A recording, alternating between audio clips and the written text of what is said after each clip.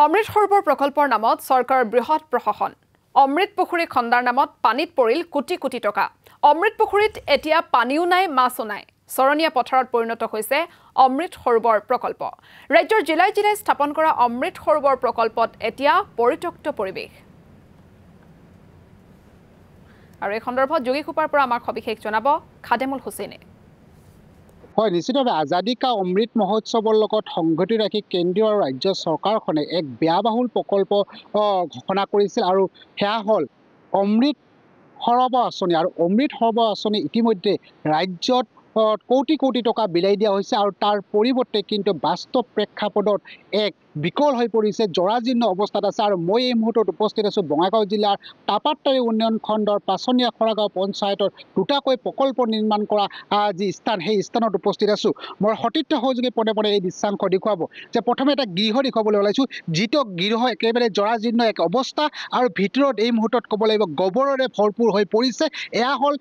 অমৃত সৰোবৰ আঁচনিৰ বাস্তৱ ছবি আৰু আনপিনে ক'ব লাগিব যিহেতু দুটাকৈ ইয়াত গাঁত খন্দা হৈছিল সেই গাঁতত কিন্তু আজিৰ তাৰিখত ক'ব লাগিব যিহেতু নিম্ন স্থান সেই নিম্ন স্থানত কিছু অংশত পানী আছে আৰু কিছু অংশত পানী নাই কিন্তু আজিৰ তাৰিখত ইয়াত মাছ বিচাৰি পাবলৈ টান আৰু মোৰ সৈতে ইয়াত স্থানীয়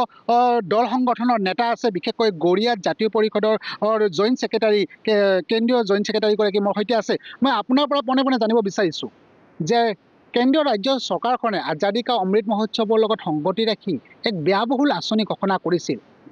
বিশেষকৈ কোটি কোটি টকা আৰু বিশেষকৈ বঙাইগাঁও জিলাত ৭৫টাকৈ প্ৰকল্প আৰু ৭৫টা প্ৰকল্পৰ অৱস্থা আজিৰ তাৰিখত জৰাজীৰ্ণ কি ক'ব আপুনি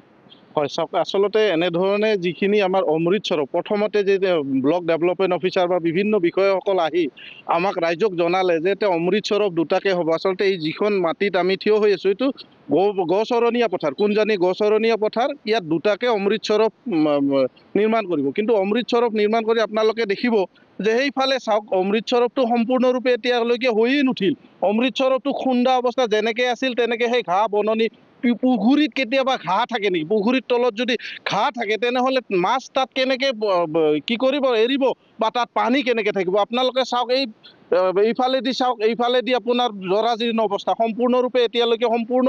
হৈ নুঠিল চাৰিওফালে এই ঘৰটো চাওক অৱস্থা জৰাজীৰ্ণ না মাছ এৰিছে না আচলতে কাৰ্যত যি ধৰণে পৰিণত হ'ব লাগিছিল সেই ধৰণে নহ'ল আচলতে আমি এই প্ৰত্যক্ষ আমি এইখিনিয়ে দেখি পালোঁ যে আচলতে চৰকাৰী বিভিন্ন পুঁজি আত্মসাৎ কৰা এয়া কৌশল নেকি আমাৰ আচলতে এই কথাটোৱে সন্দেহ হয় যে এই অমৃত সৰোবৰ ইয়াত এটা আছে চাওক এইফালে এটা আছে দুটাই আপুনি অৱস্থা চাওক জৰাজীৰ্ণ ইয়াত মাছ এৰা নাই আমাক যেতিয়া প্ৰথম আহিছিল তেতিয়া বিভিন্ন বিষয়াসকলে আমাক কৈছিল যে ইয়াত বিভিন্ন ধৰণৰ বাগিচা হ'ব বা বিভিন্ন এটা সুন্দৰ পৰিৱেশ এটা হ'ব ৰাইজে ইয়াত ভাল পাব কিন্তু আজি আমি ক'ত ইয়াত সুন্দৰ পৰিৱেশ দেখিলোঁ এই চাওক কোনোবাই গা ধোৱাৰ কাৰণে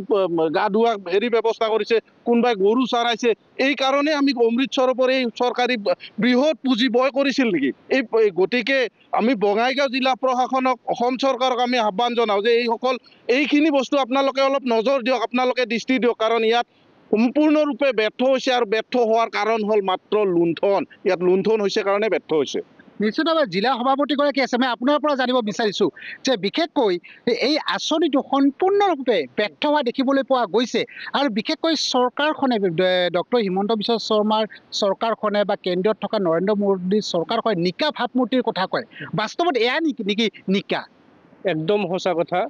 বাস্তৱত প্ৰমাণিত হৈছে আজি এয়া অমৃত সৰোবৰ নামত ভেকু ভাওনা এক কথাত ক'বলৈ হ'লে বঙাইগাঁও জিলাৰ